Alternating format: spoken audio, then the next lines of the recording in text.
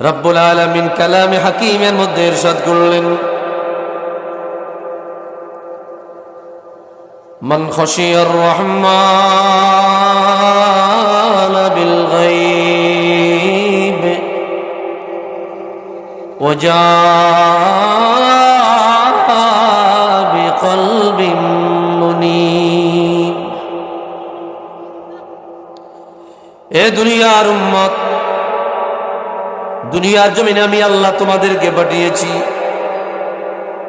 ওয়ামা খালাকতুল জিন্না ওয়াল ইনসা ইল্লা লিয়াবুদুন, শুধুমাত্র কেবলমাত্র তোমাদেরকে আমি মালিক আদেশ দিয়েছি, তোমরা আমি আল্লাহর বন্দেগী করবা, ইবাদত করবা, উপাসনা করবা, কেবলমাত্র আমি মালিককেই সিজদা দিবা, অন্য কারো বন্দেগী তুমি দুনিয়ায় করবে না। আল্লাহ তাআলা বললেন, বান্দারে তোমাদের জন্য আমি মালিকের পক্ষ থেকে দুইটা ওয়াফা। এক নম্বরে, তোমরা যদি আমি আল্লাহকে না দেখিয়া ভয় করো,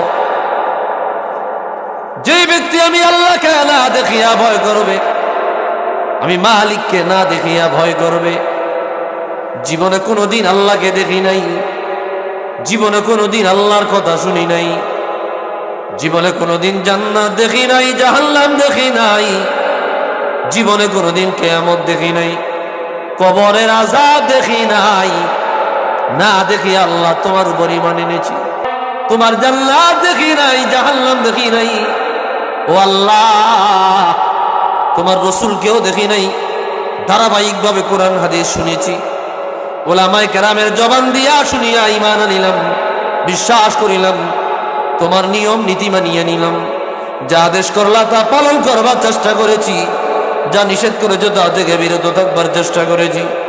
আল্লাহ বলে, যদি একটা জিনিস পাওয়া যায়, আমি মালিককে না দেখিয়া ভয় করবা। দুই নম্বরে, ওয়াজা আমি কলবিন মুনীব, যদি একটা অনুগত কলব বানায়া কবরে যাও, পবিত্র কলব বানায়া কবরে যাও, নিরাপদ কলব বানায়া যদি কবরে যাও, আমার আল্লাহ বলবে, উদখুলুল জান্নাতা বিসালাম যালিকা ইয়াউমুল খুলুদ। যদি দুইটা জিনিস পাওয়া যায়, কিয়ামতের ময়দানে আল্লাহ রাব্বুল আলামিন ওই বান্দাকে নিরাপদে নিরাপদে আল্লাহর জান্নাতে প্রবেশ করাবে। আওয়াজ দিয়া বলি সুবহানাল্লাহ।